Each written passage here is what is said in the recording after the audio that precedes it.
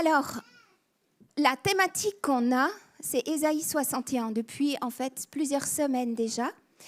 Et Ésaïe 61, c'est vraiment cette grâce de Dieu, cette onction que Dieu dépose sur nos vies, parce que chacun d'entre nous sommes appelés à quelque chose de particulier.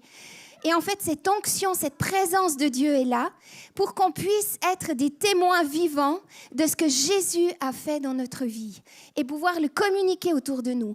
Prier pour les malades, voir des guérisons. Et c'est ce qu'on voit dimanche après dimanche. On voit des choses extraordinaires qui se passent. On voit des révélations tellement fortes, des vies qui sont comme changées simplement. Et ça, c'est la puissance de Dieu. Ça, c'est Ésaïe 61. Des personnes qui étaient captives dans des raisonnements par rapport à des addictions, des schémas particuliers où Dieu brise ce joug et les amène dans la liberté. Alors, par rapport à ça, on est ancré sur cette dalle de qui est Dieu, de qui est Dieu pour nous. Alors lui, il fait sa part, mais nous, quelle est la part qui nous incombe? Quelle est la partie que nous, en tant qu'hommes, en tant que femmes, on doit faire pour rentrer en fait dans ces choses-là? Parce que dans tout ce qu'on a chanté, on voit la part de Dieu et Dieu est fidèle, il ne change pas, il est le même. Mais quelle est notre part à nous? De quelle manière, une question, est-ce que je veille sur qui je suis? De quelle manière est-ce que je veille sur la vie que Dieu m'a donnée? Quelle est ma part à moi? Parce qu'en fait, quand on voyait ces présentations d'enfants, on voyait tous ces petits qui sont là, tout est neuf, tout est beau, ça démarre. Et en fait, ces enfants, ils auront tout un parcours de vie. Et certaines choses vont se passer, il y aura des événements comme pour chacun d'entre nous. Et qu'est-ce qu'on fait avec ce qui nous arrive? Qu'est-ce qu'on fait avec ce qui se passe pour nous? Et j'aimais en fait cette parole de l'Ecclésiaste qui disait « Mieux vaut la fin d'une chose que son commencement ». Ça se trouve dans l'Ancien Testament. « Mieux vaut la fin d'une chose que son commencement ». Ou Paul, l'apôtre Paul, qui en fait a vécu toute sa vie, a vécu des choses pas simples, mais il a dit « J'ai combattu le bon combat, j'ai terminé la course et j'ai gardé la foi ». Et ça, c'est ce qu'on désire pour chacun d'entre nous. Finalement, ce qui est important, c'est pas forcément comment tu démarres dans la vie. C'est pas ce que tu as reçu à ta naissance, qui peut être excellent ou qui peut être plus compliqué, plus difficile. Mais c'est comment est-ce que tu poursuis ta course avec Dieu? Comment est-ce que tu l'as fini? Quel est ton parcours? Et en fait, c'est ça qui est important. Et à l'époque, il y a 8 ans en arrière, il y a un fait divers qui avait marqué mon esprit, et je m'en rappelais encore, justement.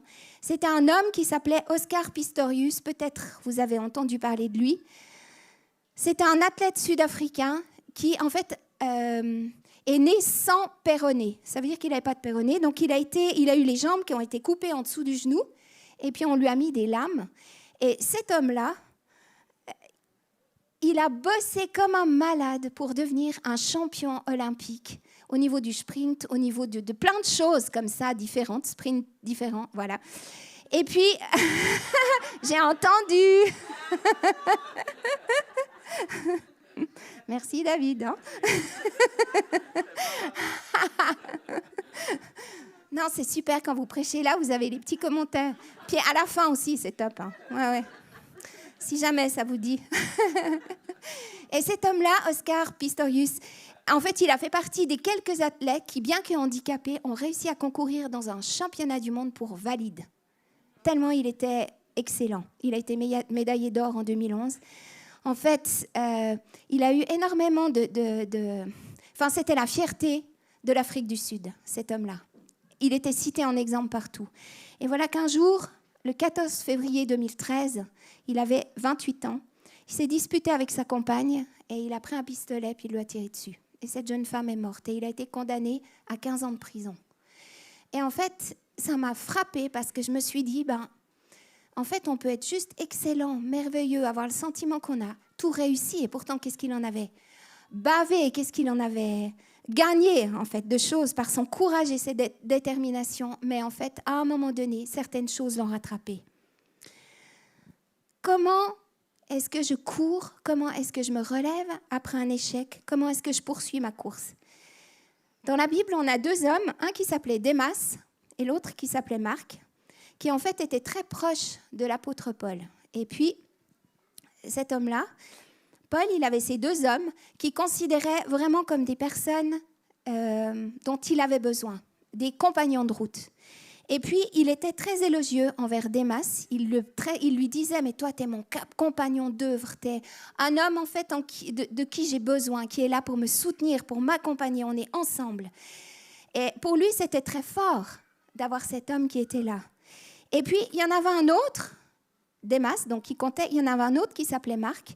Et ce Marc, en fait, il a commencé un petit peu mal, c'est-à-dire qu'au moment où il a commencé à suivre Paul, très rapidement, il s'est séparé d'eux et il est dit qu'il retourna à Jérusalem. Il a commencé par abandonner le ministère avec Paul.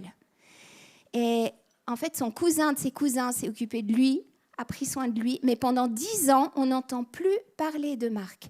Donc, on a Démas d'un côté, qui est juste extraordinaire, et puis on a Marc qui a abandonné très rapidement.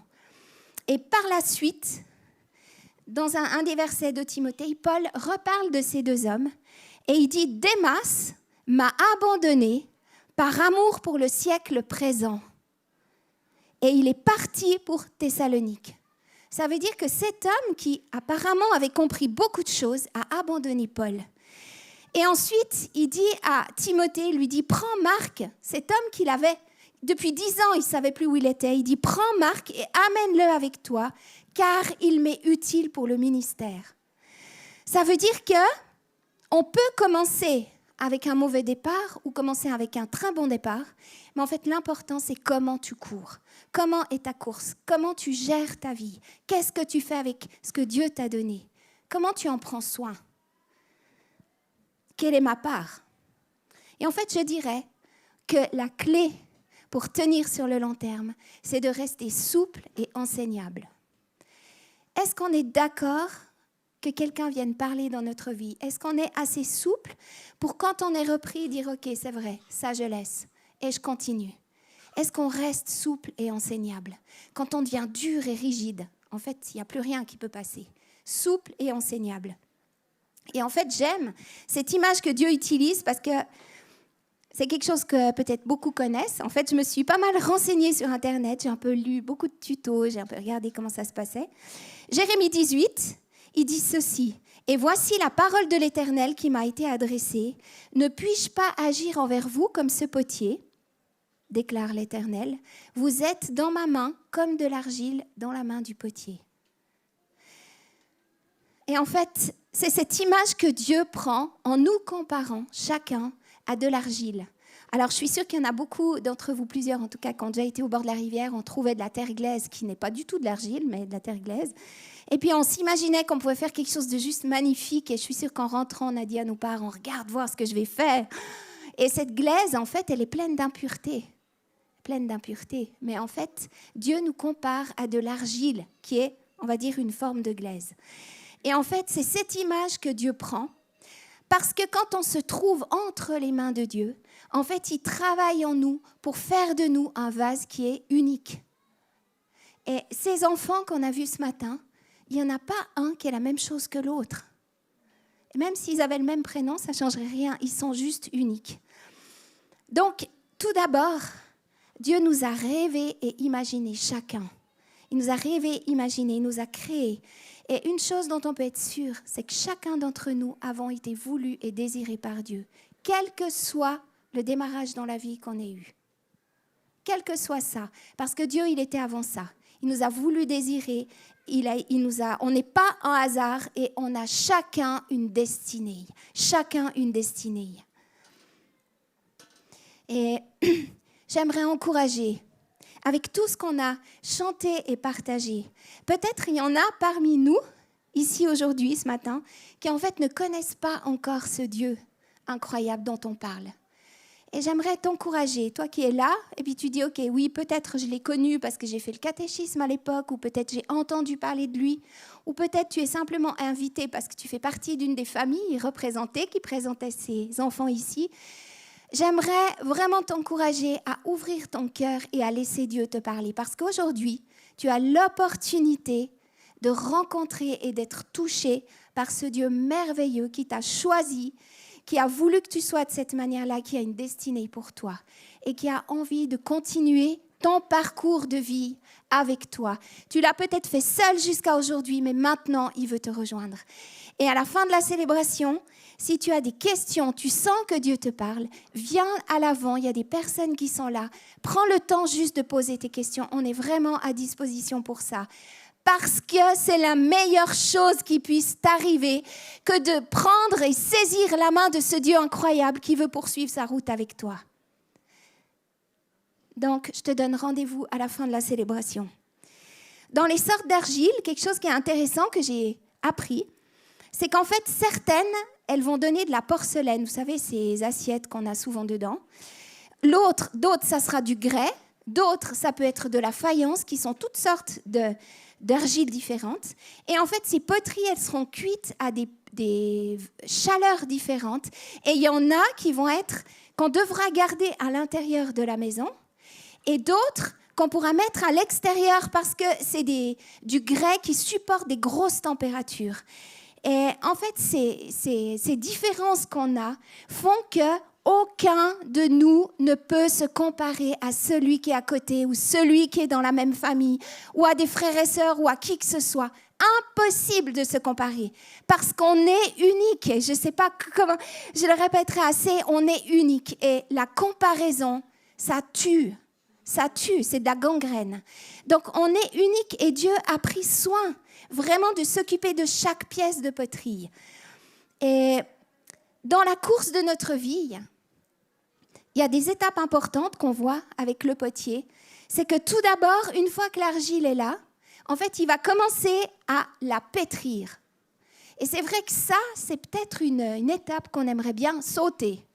Parce que pétrir, c'est il doit des fois taper dessus, il doit la former. Ça veut dire qu'on est là et on se dit pourquoi il y a besoin de ça. Franchement, on prend juste l'argile, on la forme, on la met sur le tour et il n'y a pas de problème. Il y a beaucoup d'eau qui vient aussi dedans. Mais parce que le pétrissage, si on saute cette étape, au moment où la pièce est cuite, elle va exploser. Elle risque de se fissurer, elle risque d'être brisée, elle risque d'être inutile. Parce qu'en fait, quand on pétrit, on a un corps d'argile qui est beaucoup plus résistant. Ça veut dire qu'on devient fort, on devient solide. Des choses s'alignent dans nos vies. Et Dieu utilise tellement d'éléments extérieurs pour nous apprendre en fait à devenir plus forts. Et ça prévient le risque de fissure. Ça uniformise la terre, ça l'assouplit, pour qu'ensuite on puisse être enseignable, qu'on puisse comprendre et saisir ce que Dieu veut nous dire. Et en fait, ce qui est très important dans le pétrissage, c'est que ça empêche que certaines parties de la terre restent dures. Et honnêtement, quand j'ai regardé ça et que j'ai relu et relu ça, j'ai réalisé que dans ma vie, combien de fois il y avait des parties qui étaient restées dures. L'eau, qui est vraiment cet esprit de Dieu, ces fleuves d'eau vive qui coulent quand on est convaincu de ce que Dieu veut faire avec nous. Tout d'un coup, il y a des parties qu'on ne veut pas lâcher ou que peut-être on n'a pas pensé. Ou peut-être des éléments ont fait que tout d'un coup, ces parties sont restées dures et n'ont pas été irriguées. Et le problème, c'est qu'à la cuisson, ces parties-là qui n'ont pas été irriguées, en fait, elles fissurent. Et une autre chose, c'est d'enlever les bulles d'air. Les bulles d'air, c'est important. Et détecter et retirer toutes les particules étrangères. Parce qu'il y a certaines fois des petits brins d'herbe qui ont été glissés, qui sont glissés à l'intérieur. Si l'argile n'est pas souple, si elle n'est pas d'accord d'être travaillée, certaines fois, ce que Dieu fait, c'est qu'il la remet dans l'eau. Ce que le potier fait et ce que Dieu fait avec nous, c'est qu'il la remet dans l'eau. Il la remet. Et certaines fois, quand certaines terres ont de la peine à avoir la texture dont il a besoin, il prend cette terre et il la remet dans un bac rempli d'eau. Il la remet au contact de qui est Dieu. Et en fait, c'est ce que Dieu fait avec nous, souvent, dans nos vies. Quand tout d'un coup, on a des périodes où on a l'impression que voilà, il y a tout qui va de travers, il n'y a rien qui va comme il faut. Toutes les réponses dont j'avais besoin, les recherches de travail que je demandais, l'appartement qui était là, la personne que j'attends depuis tellement longtemps, on a le sentiment qu'il n'y a rien qui va. Rien qui va. En fait, Dieu nous fait la grâce tout d'un coup de nous. Et si on est d'accord, de nous remplir de sa présence, de retourner vers ces fleuves d'eau vive. Et en fait, c'est ce que Dieu dit dans Jérémie. Il dit, mais pourquoi est-ce que mon peuple va vers des citernes qui sont crevassées? Et combien de fois, quand on est comme ça, on va essayer de trouver des moyens humains pour poursuivre notre route. On va essayer de voir qu'est-ce qu'on peut faire humainement, vers qui on peut aller, vers qui on cherche des conseils qui sont juste humains et qui sont ces citernes crevassées. Alors que Dieu dit, celui qui croit en moi, des fleuves d'eau vive couleront sur lui. Des fleuves d'eau vive. Et il dit, moi je suis cette source d'eau vive. Donc c'est pour ça que certaines fois dans notre course, Dieu nous remet dans ces bacs d'eau pour nous remplir de sa présence et que tous les endroits de qui on est soient complètement imbibés de l'eau, imbibés de sa présence. Et après le façonnage, après toutes ces choses-là, il y a le ponçage. Alors je ne ferai pas long là-dessus. Parce que le ponçage, c'est vraiment ces finitions en fait, que Dieu donne, où certaines fois on a des aspérités dans nos vies et qui fait que quand on va à certains endroits, on se cogne ou on se heurte parce que ces aspérités sont toujours là. Et Dieu utilise des éponges douces, il utilise tout ce qu'il a en fait pour nous arrondir, pour nous amener à être vraiment tel qu'il veut qu'on soit, tel qu'il veut qu'on soit. Et certaines fois, même souvent, même toujours, je dirais, ce sont nos familles, nos proches, nos amis qui servent de pierre ponce par rapport à notre caractère et qui on est. Et la dernière chose que j'aimerais relever, c'est qu'un vase, il doit être bien positionné sur le tour du potier. Vous savez, le tour, c'est cette machine qui tourne comme ça. Et puis, je ne sais pas si vous imaginez en fait comment est Dieu avec vous. C'est-à-dire, il vous a positionné sur le tour du potier et puis il a ses mains qui sont autour de vous, où on voit qu'il y a l'eau. Je ne sais pas si vous avez déjà vu des vidéos par rapport à ce potier en fait qui façonne un vase, mais il a ses mains qui sont là protectrices. Il a ses doigts qui te donnent une forme dont tu as besoin. Et en fait, son regard à lui, et c'est ce que j'aimerais vous dire ce matin, le regard de Dieu, il est fixé sur chacun d'entre nous. Parce que quand il façonne ta vie, quand il prend soin de toi, quand dans ta course, il dit, mais attends, là, il y a une bulle d'air, là, il y a quelque chose. Il est concentré sur qui tu es. Et ces yeux qui te regardent, ces yeux qui te voient, c'est cet amour inconditionnel que Dieu a pour toi. Parce que quand il te regarde, même imparfait, en fait, il voit déjà qui tu es en train de devenir. Il voit déjà la personne extraordinaire qu'il est en train de faire avec toi. Il voit déjà ce pourquoi il t'a créé, il le sait, et quelle va être l'utilité de ta vie aussi à tellement d'endroits différents. De quelle manière il va t'utiliser. Et il y a cet amour de Dieu, il y a ses doigts, ses mains protectrices qui sont là pour te donner la forme, pour te modeler vraiment selon sa volonté. C'est important d'être bien positionné, parce que pour ma part, pendant des années, je ne l'ai pas été, et j'ai poussé archi tordu. Parce qu'en fait, j'étais mal positionnée, puis ça tournait bancal, et en fait, j'ai pris des formes qui n'étaient pas justes. Et après, j'ai dû être retrempée carrément dans l'eau pour réaliser ce que Dieu voulait faire avec moi, pour ensuite revenir sur le tour et être bien positionnée. Dieu veut ta collaboration. Il ne va pas faire cette course tout seul. Et notre part à nous, c'est de garder et protéger notre vie, de ne pas laisser certaines choses venir perturber, venir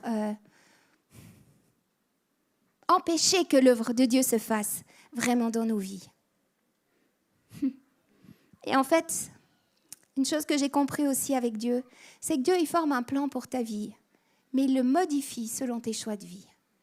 Et selon nos choix de vie, certaines fois, on peut prendre des chemins de traverse, on peut commencer à courir une autre course. Et au moment où on réaligne notre vie, Dieu reprend et est toujours là, mais il reprend ta main et il recommence à courir avec toi. Donc, il est là dans tes choix de vie, dans ton caractère, dans ta manière d'être. Il connaît tout et au milieu de ça, il change ses plans, suivant le parcours que tu as.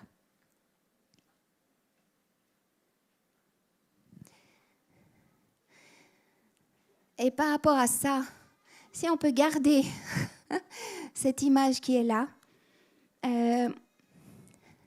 J'aimerais simplement pouvoir prier pour 2 choses dans nos vies à chacun, qui je trouve sont tellement importantes. Et puis, Dieu m'a donné aussi une parole particulière par rapport à, je pense, une ou plusieurs personnes. Merci. Je crois que j'aimerais simplement vous demander de vous lever. Je dirais qu'on est, en étant debout, presque prêt à courir ou prêt à agir.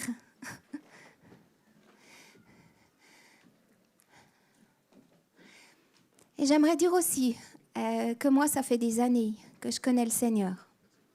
Ça fait des années que je connais Dieu, même s'il y a eu quelques années, un tout petit peu entre deux, où j'ai préféré prendre un autre chemin que celui que Dieu me montrait.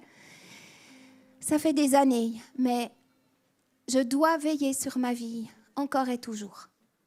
Ma part à moi, je dois la faire. Ça veut dire que quand Dieu me parle, quand Dieu me montre certaines choses, est-ce que je reste souple et enseignable ? Et il n'y a pas d'âge pour être souple et enseignable. Au contraire, je dirais, plus on prend des années, plus il nous faut faire gaffe de rester souple et enseignable. Parce qu'on a des fois tendance à perdre ça. Et j'avais cette pensée que pour plusieurs ici dans cette salle ou plusieurs qui nous écoutent aussi depuis chez vous, je sentais que Dieu voulait dire particulièrement qu'il y a des situations dans ta vie que tu ne comprends pas. Et en fait, ces situations, elles sont comme une pierre d'achoppement pour toi. Tu as l'impression que chaque fois que tu marches, tu te heurtes à ça. Oui, mais pourquoi Dieu n'a pas répondu ? Oui, mais pourquoi Dieu n'a pas encore agi ? Oui, mais pourquoi Dieu n'a pas fait ça ou ça depuis le temps que je prie pour ça ? Et c'est comme une partie sèche dans ta vie sur laquelle tu butes sans arrêt. Tu butes contre. Et j'aimerais te demander, est-ce que tu es prêt à abandonner toute contestation ou toute revendication avec Dieu? Est-ce que tu es prêt à arrêter de batailler sur certaines choses, de lâcher prise par rapport à ces choses que tu ne comprends pas, mais dont Dieu est en train de s'occuper? Parce que même si on ne le voit pas, il s'occupe de ça. Est-ce que tu es prêt à arrêter de vouloir tout comprendre et tout expliquer? Lâcher prise. Et est-ce que tu es d'accord de te laisser immerger dans la présence de Dieu? Est-ce que tu es d'accord de laisser ces fleuves d'eau vive, cette source d'eau vive de la présence de Dieu, couler sur ta vie et remplir toutes les parties de qui tu es? Est-ce que tu es d'accord de rester souple et de laisser Dieu faire son œuvre en toi? Tu enlèves ton focus de cette situation, tu la déposes devant Dieu et tu continues de marcher, tu continues de courir avec Dieu. Tu continues de reconnaître Dieu comme un Dieu bon, un Dieu excellent, qui prend soin de toi, qui est en train de te donner une forme la plus belle qui soit, particulière et unique pour toi. Laisse-toi immerger dans la présence de Dieu.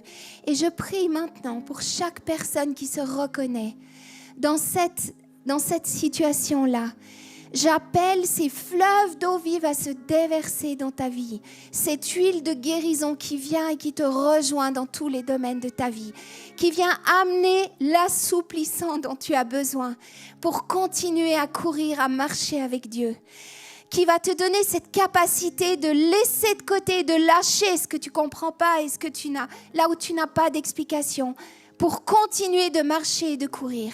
Et je prie pour cette grâce qui se déverse maintenant dans le nom puissant de Jésus. Ça coule dans ta vie, ça se déverse dans ta vie et ça amène une résurrection des parties qui ont été mortes depuis des années. Il y a la vie qui revient, il y a la puissance de Dieu qui se manifeste, il y a la joie qui coule dans ta vie. Il y a plein cette paix, cette joie qui se manifeste d'une manière puissante dans ta vie, maintenant, en ton nom puissant, Jésus. Et j'avais cette image spéciale pour ces personnes-là, parce que je l'ai vue de mes yeux physiques. Vraiment, je voyais Dieu qui se levait de son trône, qui s'approchait de toi. et qui te prenait dans ses bras. Je te voyais dans ses bras, serré de cette manière-là. Il te serre, il te serre, il te serre. Et dans cette étreinte, c'est le déversement de son cœur qui passe dans le tien. Le déversement de son cœur d'amour qui remplit vraiment le tien maintenant. Et ça, c'est puissant, spirituel. Et c'est un miracle qui se passe maintenant pour toi. Et la deuxième chose, c'est que Dieu désire la collaboration de plusieurs ici. Peut-être tu es sur ton canapé, là où tu es, ou devant ton bureau. Tu es ici aussi ce matin. Mais Dieu désire ta collaboration. Et j'avais le sentiment que Dieu était en train de rappeler à certains qu'il y a encore quelques petites bulles et quelques brins d'herbe qui sont là, ou quelques endroits qui devraient être un petit peu poncés pour éviter que tu continues de souffrir. Parce qu'il ne faut pas croire, mais ces bulles d'air, toutes ces choses qui sont là, ces parties dures qui sont là, c'est à nous que ça fait le plus de tort. C'est à nous, parce qu'on passe à côté de l'entier du plan de Dieu pour notre vie, simplement parce qu'il y a certaines choses qu'on ne voit pas ou qu'on ne veut pas lâcher ou laisser. Et en fait, est-ce que tu es d'accord que Dieu ait un droit de regard en profondeur sur ta vie ? Est-ce que tu es d'accord que ces brins d'herbe qui, dans la marche, se sont collés à ta vie, Dieu puisse simplement les enlever, de dire « je lâche, je renonce, je dépose ça » et que tu puisses continuer de courir. Est-ce que tu es bien positionné sur le tour de Dieu ou est-ce que tu es à moitié et puis tu tournes bancal? Ou est-ce que tu es d'accord de te repositionner? Parce que dans Philippiens 1, il est dit « Je suis persuadé que celui qui a commencé en toi cette bonne œuvre la poursuivra jusqu'à son terme, jusqu'au jour de Jésus-Christ. » Et il y a une chose, c'est que Dieu ne lâche pas ce qu'il a commencé dans ta vie. Ne lâche pas. Il ne lâche pas. Et dans Éphésiens 2, en réalité, c'est lui qui nous a fait. Et nous avons été créés en Jésus-Christ pour des œuvres bonnes que Dieu a préparées d'avance, afin que nous les pratiquions. Restons souples et enseignables. Le Saint-Esprit est en train de parler. Et ma part à moi, c'est de dire à Dieu, ce que tu me montres, je vais le régler. Je vais m'en détacher. Je ne vais pas laisser traîner ça. Aujourd'hui, je prends la décision d'aller jusqu'au bout. Aujourd'hui, je prends la décision d'aller jusqu'au bout. Parce que je veux continuer de courir. Parce que je veux augmenter la vitesse de ma course. Parce que j'ai envie de poursuivre la course jusqu'au bout. Parce que je veux garder la foi jusqu'au bout. Parce que je veux prendre les promesses que tu as pour ma vie. Parce que je veux que ma vie, elle serve à 100%. Pas à 50 ou à 40, mais à l'entier. Parce que c'est la seule vie qui vaut la peine d'être vécue. C'est celle qu'on vit entièrement avec Jésus. Complètement et entièrement. Et j'aimerais simplement finir en disant à une personne qui se trouve peut-être dans cette salle ou qui nous écoute sur YouTube. Tu te dis, en fait, pour moi, c'est fichu. Parce que j'ai déjà laissé passer des chances et en fait, c'est fichu pour moi. Et j'aimerais te dire absolument pas du tout, non et non. Dieu est le Dieu de la deuxième chance. Il est le Dieu de la troisième chance. Il est le Dieu de la quatrième chance. Il est le Dieu de la cinquième et bien plus que ça. Il est le Dieu de toutes les chances qu'il veut te donner. Et tu n'es pas en retard si tu prends la décision aujourd'hui. Tu es juste dans le bon timing de Dieu. Alors n'écoute pas ce que te dit le diable. Relève-toi. Et j'aimerais t'encourager à prendre rendez-vous avec quelqu'un de l'équipe pastorale ou un ami qui va pouvoir t'accompagner, qui va pouvoir t'aider à te relever, à briser les mensonges qui sont là, qui te disent « mais de toute façon, tu as zéro chance, tu as déjà grillé toutes tes chances ». Non, c'est un mensonge. La vérité, c'est que tu as toutes tes chances pour te relever et recommencer à courir avec Jésus. Donc, il pourra t'accompagner sur ce chemin de pardon, de réalignement et de restauration complète pour que tu continues de courir. Et ça, c'est la bonne nouvelle de l'Évangile. Ça, c'est ce Dieu qui est avec nous, ce Dieu incroyable, merveilleux et puissant qui est là. Et j'aimerais t'encourager à saisir cette chance, à ne pas la laisser passer, à te relever, à courir. Et pour nous qui sommes là, c'est vraiment ce peuple qui court ensemble. Parce qu'on est dans des temps où ça vaut la peine de se relever. Il y a des choses incroyables qui sont en train d'arriver. Peut-être humainement, c'est la catastrophe, mais spirituellement, par la présence de Dieu, il y a des choses grandes et glorieuses qui vont se passer. Il y a des guérisons qu'on va voir qu'on n'a jamais vues encore. Et on voit des choses incroyables. Des transformations de vie où avant ça prenait des années. Et on a vu que c'était quelque chose qui prenait quelques mois. Les choses étaient transformées. Et ça, c'est maintenant. C'est pour ça qu'il y a cet appel de Dieu pour toi. Lève-toi. Balaye ce qui t'empêche de courir. Mets ça en ordre, lâche prise et continue ta course avec Jésus. Et je le prie pour chacun d'entre nous. Je le prie en ton nom puissant, Jésus. Amen. Amen.